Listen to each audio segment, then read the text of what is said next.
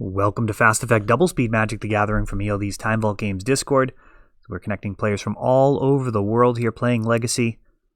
Every Wednesday and Friday night, we've got a turn 1 Delver off of Volcanic Island for Alex, but an Unmask from Brandon on Reanimator threatens to end this thing very quickly. He sees a Preordain, a Hooting Mandrills, and a Tarmogoyf. The Preordain, the easy choice there, as the other two creatures are likely to pale in comparison to whatever it is that Brandon has planned here. He's going to Faithless Looting. Preordain relevant because it can dig for counter magic, but also a blue card, which can enable Force of Will and Force of Negation. So Alex really has a turn to draw something. Daze. Oh, unfortunately. So it flips Delver and sends the signal to Brandon to slow it down. And I'm actually not sure if it ends up being ideal to show. That would be one of the few situations where I'd actually have to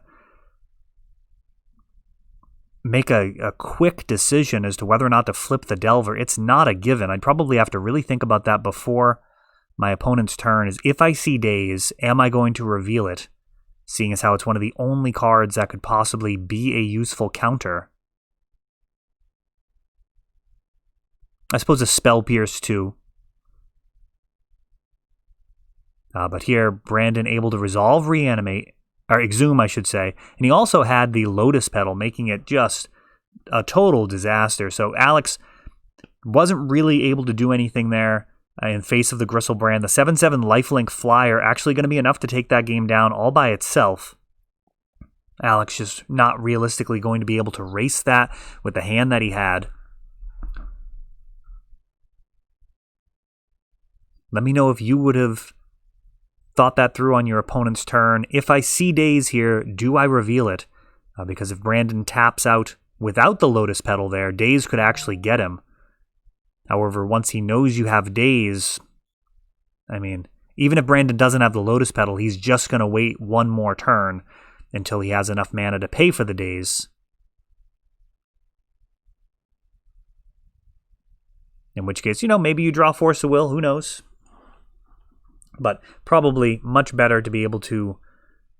it's definitely much better to be able to Daze the Exhume if possible, rather than Daze becoming a blank as Brandon continues to make more land drops. An interesting decision, but ultimately Reanimator had it either way. Tempo Thresh leading out with the Polluted Delta, no Delver at first, and Reanimator going full speed ahead. We've got a Dark Ritual which resolves, and now a Cabal Therapy. Naming Force of Will does leave Force of Negation, also a Spell Pierce. And we've got an Entomb.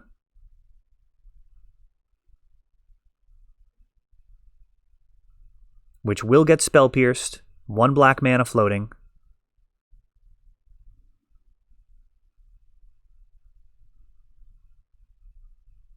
And it's going to be passing the turn after that. A basic Swamp means this Wasteland not super useful yet. Alex with the Brainstorm gonna get 3 new cards and some hidden information. That Cabal Therapy damaging, of course, because it hit the Force of Will, but also because it gave Brandon perfect information about how to play. From here, that Brainstorm undoes a bit of that work, and as a Hooting Mandrills shows up and sets a clock, Brandon does have a pretty clear task ahead of him. Outrace this 4/4. And there's a lot of ways his deck can do that. They're almost all going to involve the graveyard, unless he's got a sideboard plan involving Show and Tell, which I actually haven't seen in quite a while. I am a fan of that. Show and Tell Gristlebrand is totally fine in Reanimator and can get around a variety of hate cards that you're pretty commonly going to see. Talking about Leyline of the Void, Surgical Extraction, Rest in Peace. There's so many.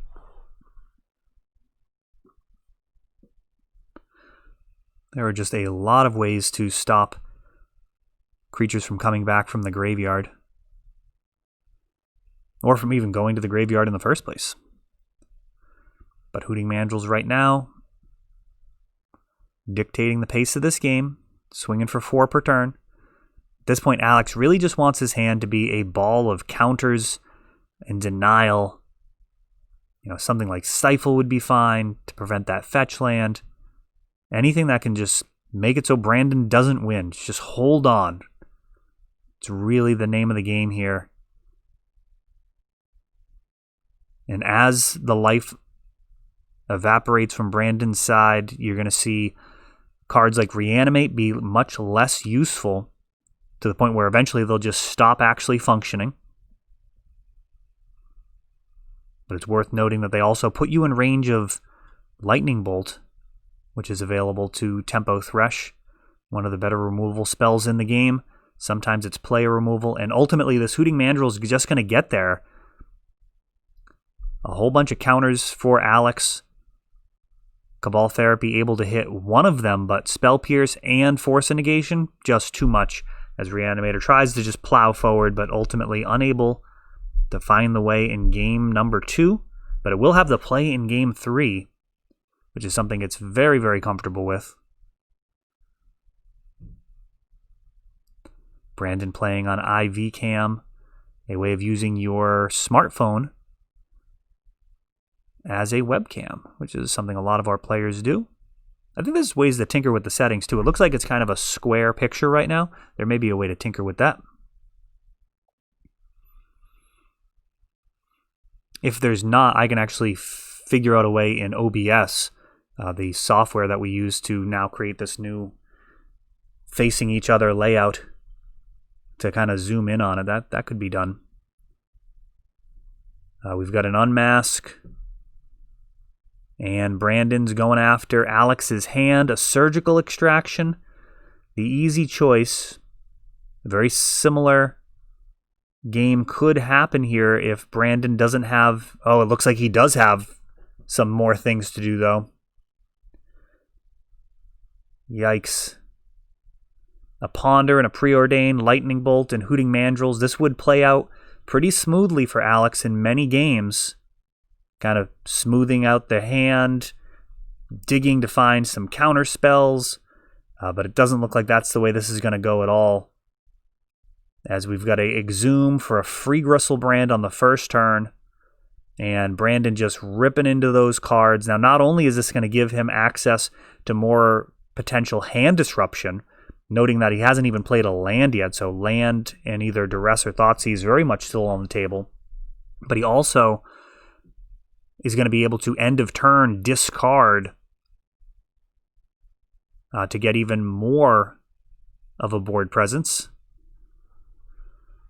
And yeah, this Gristlebrand going to be able to gain back that 7 life. This is bad news. Another Dark Ritual for another Entomb. And Reanimator just going Hulk smash here. Oh, is this Sire of Insanity? Love it. Sire of Insanity. What an absolute beating. End step. Everyone discards their hand. Phenomenal. Absolutely phenomenal opening there in game number 3 for Brandon to just completely walk away with that one. He's got a Gristlebrand and a Sire of Insanity on board. Alex left with literally 0 resources. No land drops, no nothing, entire hand wiped away in the very first turn as Reanimator wins in spectacular fashion. That is all for this one, but don't worry, there is a lot more. You can check out our older videos, and we're always putting out new videos from ELD's Time Vault Games in Bellingham, Massachusetts. If you want to help the channel, of course, you can like, subscribe, share, tap that notification bell so you can know the next time our new videos come out. Thanks for watching.